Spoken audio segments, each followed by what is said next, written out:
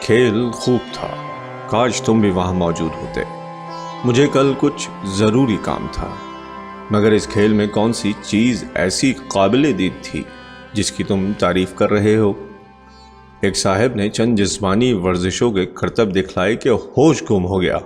مثلاً کلائی پر 1 انچ موٹی آہنی سلاخ کو خم دینا، یہ آج کل بچے کر سکتے ہیں۔ چھاتی پر چکی کا پتھر رکھوا کر آہنی ہتھوڑوں سے پاش پاش کرانا۔ میں نے ایسے 20 شخص دیکھے ہیں، مگر وہ وزن جو اس نے 2 ہاتھوں سے اٹھا کر ایک تنکے کی طرح پرے پھینک دیا، کسی اور شخص کے بس کی بات نہیں۔ یہ تمہیں بھی ماننا پڑے گا۔ بھلے آدمی، یہ کون سا اہم کام ہے؟ وزن کتنا تھا آخر؟ کوئی 4 من کے قریب ہوگا۔ کیوں؟ اتنا وزن تو شہر کا فاقہ زدہ مزدور گھنٹوں پشت پر اٹھائے رہتا ہے۔ بالکل غلط۔ کیوں؟ غلیظ ٹکڑوں پر پلے ہوئے مزدور میں اتنی قوت نہیں ہو سکتی۔ طاقت کے لیے اچھی غذا کا ہونا لازم ہے۔ شہر کا مزدور، کیسی باتیں کر رہے ہو؟ غذا والے معاملے کے متعلق میں تم سے متفق ہوں، مگر یہ حقیقت ہے۔ یہاں ایسے بتھیرے مزدور ہیں جو 2 پیسے کی خاطر 4 من بلکہ اس سے کچھ زیادہ وزن اٹھا کر تمہارے گھر کی دوسری منزل پر چھوڑا سکتے ہیں۔ کہو تو اسے ثابت کر دوں۔ یہ گفتگو 2 نوجوان طلباء میں ہو رہی تھی جو ایک پرتکلف کمرے کی گدی دار کرسیوں پر بیٹھے سگریٹ کا دھواں اڑا رہے تھے۔ میں اسے ہرگز نہیں مان سکتا، اور باور آئے بھی کس طرح؟ قاسم چوب فروش کے مزدور ہی کو لو، کم بخت سے 1 من لکڑیاں بھی تو اٹھائی نہیں جاتی۔ ہزاروں میں ایک ایسا طاقتور ہو تو کوئی اچنبھا نہیں ہے۔ چھوڑو یار اس قصے کو، بھاڑ میں جائیں یہ سب مزدور اور چولہے میں جائے ان کی طاقت۔ سناؤ، آج تاش کی بازی لگ رہی ہے؟ تاش کی بازیاں تو لگتی ہی رہیں گی، پہلے اس بحث کا فیصلہ ہونا چاہیے۔ سامنے والی دیوار پر آویزاں کلاک ہر روز اسی قسم کی لایعنی گفتگوؤں سے تنگ آ کر برابر اپنی ٹک ٹک کیے جا رہا تھا۔ سگریٹ کا دھواں ان کے منہ سے آزاد ہو کر بڑی بے پرواہی سے چکر لگاتا ہوا کھڑکی کے راستے باہر نکل رہا تھا۔ دیواروں پر لٹکی ہوئی تصاویر کے چہرے پر بے فکری و بے اعتنائی کی جھلکیاں نظر آتی تھیں۔ کمرے کا فرنیچر سالہ سال سے ایک ہی جگہ پر جمع ہوا کسی تغیر سے نا امید ہو کر بے حس پڑا تھا۔ آتش دان کے طاق پر رکھا ہوا کسی یونانی مفکر کا مجسمہ اپنی سنگین نگاہوں سے آدم کے ان 2 فرزندوں کی بے معنی گفتگو سن کر تعجب سے اپنا سر کھجلا رہا تھا۔ کمرے کی فضا ان بھدی اور فضول باتوں سے کثیف ہو رہی تھی۔ تھوڑی دیر تک دونوں دوست تاش کی مختلف کھیلوں، برج کے اصولوں اور روپیہ جیتنے کے طریقوں پر اظہار خیالات کرتے رہے۔ دفعتاً ان میں سے وہ جسے مزدور کی طاقت کے متعلق پورا یقین تھا، اپنے دوست سے مخاطب ہوا۔ باہر بازار میں لوہے کا جو گارڈر پڑا ہے وہ تمہارے خیال میں کتنا وزن رکھتا ہوگا؟ پھر وہی بحث، تم بتاؤ تو صحیح۔ 5-6 من کے قریب ہوگا۔ یہ وزن تو تمہاری نظر میں کافی ہے نا؟ یعنی تمہارا یہ مطلب ہے کہ لوہے کی یہ بھاری بھرکم لاٹ تمہارا مزدور پہلوان اٹھائے گا؟ گدھے والی گاڑی ضرور ہوگی اس کے ساتھ۔ یہاں کے مزدور بھی گدھوں سے کیا کم ہے؟ گیہوں کی 2-3 بوریاں اٹھانا تو ان کے نزدیک معمولی کام ہے، مگر تمہیں کیا پتا ہو سکتا ہے؟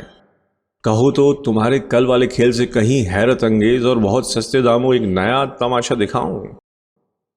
اگر تمہارا مزدور لوہے کا وہ وزنی ٹکڑا اٹھائے گا تو میں تیار ہوں، تمہاری آنکھوں کے سامنے اور بغیر کسی چالاکی کے۔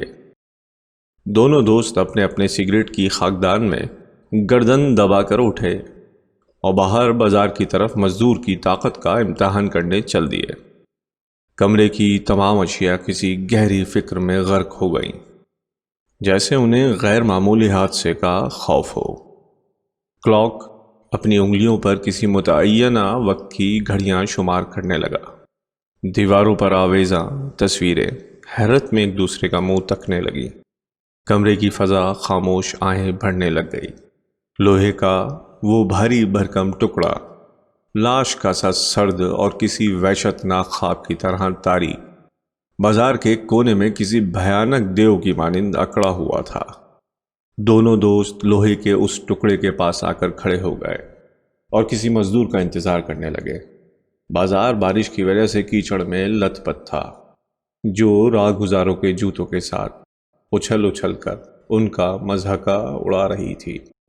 یوں معلوم ہوتا گویا وہ اپنے روندنے والوں سے کہہ رہی ہیں کہ وہ ایسی آب و گل کی تخلیق ہیں جسے وہ اس وقت پاؤں سے گوند رہے ہیں، مگر وہ اس حقیقت سے غافل اپنی دنیاوی کام دھندوں کی دھن میں مصروف کیچڑ کے سینے کو مسلتے ہوئے ادھر ادھر جلد جلد قدم اٹھاتے ہوئے جا رہے تھے۔ کچھ دکاندار اپنے گاہکوں کے ساتھ سودا طے کرنے میں مصروف تھے اور کچھ سجی ہوئی دکانوں میں تکیہ لگائے اپنے حریف ہم پیشہ دکانداروں کی طرف حاسدانہ نگاہوں سے دیکھ رہے تھے اور اس وقت کے منتظر تھے کہ کوئی گاہک وہاں سے ہٹے اور وہ اسے کم قیمت کا جھانسا دے کر گھٹیا مال فروخت کر دیں۔ ان منیاری کی دکانوں کے ساتھ ہی ایک دوا فروش اپنے مریض گاہکوں کا انتظار کر رہا تھا۔ بازار میں سب لوگ اپنے اپنے خیال میں مست تھے اور یہ دو دوست کسی دنیاوی فکر سے بے پرواہ ایک ایسے مزدور کی راہ دیکھ رہے تھے جو ان کی دلچسپی کا سامان مہیا کر سکے۔ دور بازار کے آخری سرے پر ایک مزدور کمر کے گرد رسی لپیٹے اور پشت پر ٹاٹ کا ایک موٹا سا ٹکڑا لٹکائے کیچڑ کی طرف معنی خیز نگاہوں سے دیکھتا ہوا چلا آ رہا تھا۔ نان بائی کی دکان کے قریب پہنچ کر وہ دفعتاً ٹھٹکا۔ سالن کی دیگچیوں اور تنور سے نکلی ہوئی روٹیوں نے اس کے پیٹ میں نوکدار خنجروں کا کام کیا۔ مزدور نے اپنی پھٹی ہوئی جیب کی طرف نگاہ کی، گھٹسنا دانتوں سے اپنے خشک لبوں کو کاٹ کر خاموش رہ گیا۔ سرد آہ بھری اور اسی رفتار سے چلنا شروع کر دیا۔ چلتے وقت اس کے کان بڑی بے صبری سے کسی کی دل خوشکن آواز مزدور کا انتظار کر رہے تھے، مگر اس کے دل میں نامعلوم کیا کیا خیالات چکر لگا رہے تھے۔ 2-3 دن سے روٹی بمشکل نصیب ہوئی ہے، اب 4 بجنے کو آئے ہیں مگر ایک کوڑی تک نہیں ملی۔ کاش آج صرف ایک روٹی کے لیے کچھ نصیب ہو جائے۔ بھیک نہیں، خدا کارساز ہے۔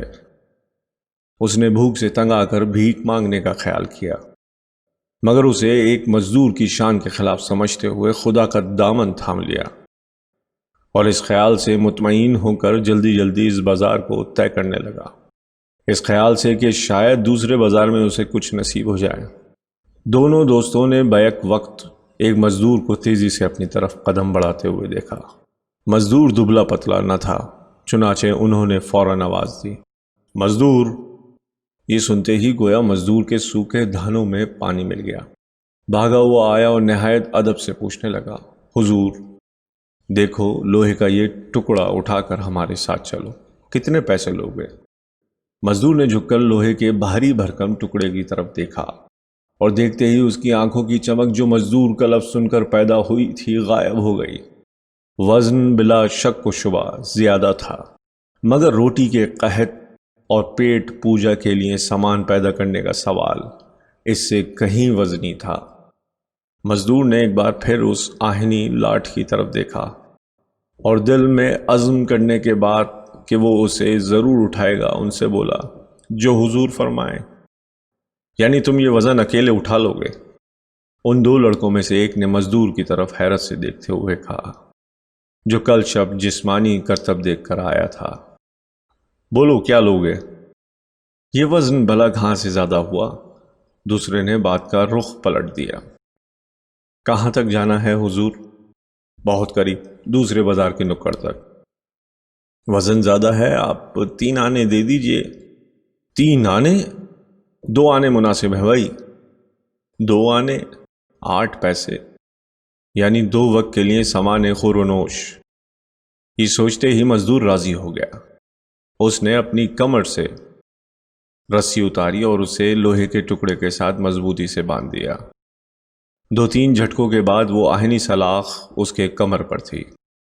گو وزن واقعی ناقابل برداشت تھا، مگر تھوڑے عرصے کے بعد ملنے والی روٹی نے مزدور کے جسم میں عارضی طور پر ایک غیر معمولی طاقت پیدا کر دی۔ اب ان کاندھوں میں جو بھوک کی وجہ سے مردہ ہو رہے تھے، روٹی کا نام سن کر تمام طاقت اوت کر آئی۔ گرسنا انسان بڑی سے بڑی مشقت فراموش کر دیتا ہے جب اسے اپنے پیٹ کے لیے کچھ سامان نظر آتا ہے۔ آئیے، مزدور نے بڑی ہمت سے کام لیتے ہوئے کہا۔ دونوں دوستوں نے ایک دوسرے کی طرف نگاہیں اٹھائی اور زیر لب مسکرا دیے۔ وہ بہت مسرور تھے۔ چلو مگر ذرا جلدی قدم بڑھاؤ، ہمیں کچھ اور بھی کام کرنا ہے۔ مزدور ان دو لڑکوں کے پیچھے ہو لیا۔ وہ اس حقیقت سے بے خبر تھا کہ موت اس کے کاندھوں پر سوار ہے۔ کیوں میاں، کہاں ہے وہ تمہارا کل والا سینڈو؟ کمال کر دیا اس مزدور نے، واقعی سخت تعجب ہے۔ تعجب؟ اگر کہو تو اس لوہے کے ٹکڑے کو تمہارے گھر کی بالائی چھت پر رکھوا دوں؟ مگر سوال یہ ہے کہ ہم لوگ اچھی غذا ملنے پر بھی اتنے طاقتور نہیں ہیں۔ ہماری غذا تو کتابوں اور دیگر علمی چیزوں کی نظر ہو جاتی ہے، انہیں اس قسم کی سردردی سے کیا تعلق؟ بے فکری، کھانا اور سو جانا۔ واقعی درست ہے۔ لڑکے مزدور پر لدے ہوئے بوجھ اور اس کی خمیدہ کمر سے غافل آپس میں اپنے اپنے خیالات کا اظہار کر رہے تھے۔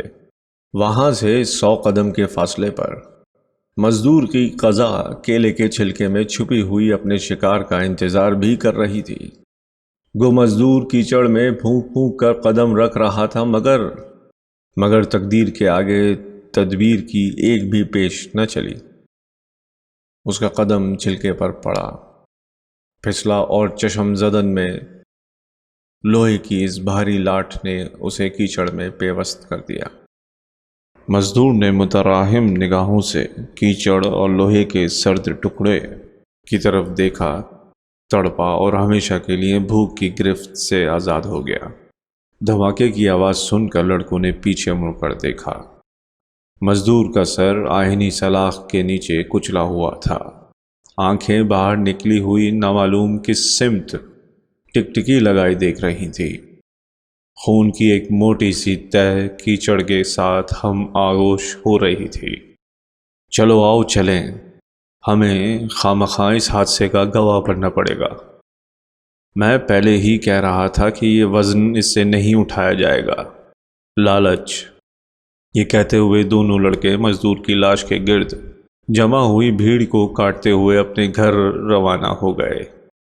سامنے والی دکان پر ایک بڑی توند والا شخص ٹیلی فون کا چونگا ہاتھ میں لیے غالباً گندم کا بہاؤ طے کرنے والا تھا کہ اس نے مزدور کو موت کا شکار ہوتے دیکھا اور اس حادثے کو منحوس خیال کرتے ہوئے بڑبڑا کر ٹیلی فون کا سلسلہ گفتگو منقطع کر لیا۔ کم وقت کو مرنا بھی تھا تو میری دکان کے سامنے، بھلا ان لوگوں کو اس قدر وزن اٹھانے پر کون مجبور کرتا ہے؟ تھوڑی دیر کے بعد ہسپتال کی آہنی گاڑی آ گئی۔ مزدور کی لاش اٹھا کر ڈاکٹروں کے سپرد کر دی۔ دھندلے آسمان پر ابر کے ایک ٹکڑے نے مزدور کے خون کو کیچڑ میں ملتے ہوئے دیکھا۔ اس کی آنکھوں میں آنسو چھلک پڑے۔ ان آنسوؤں نے سڑک کے سینے پر اس خون کے دھبوں کو دھو دیا۔ آہنی لاٹھ ابھی تک بازار کے کنارے پڑی ہوئی ہے۔ مزدور کے خون کا صرف ایک قطرہ باقی ہے، جو دیوار کے ساتھ چمٹا ہوا نامعلوم کس چیز کا اپنی خونی آنکھوں سے انتظار کر رہا ہے۔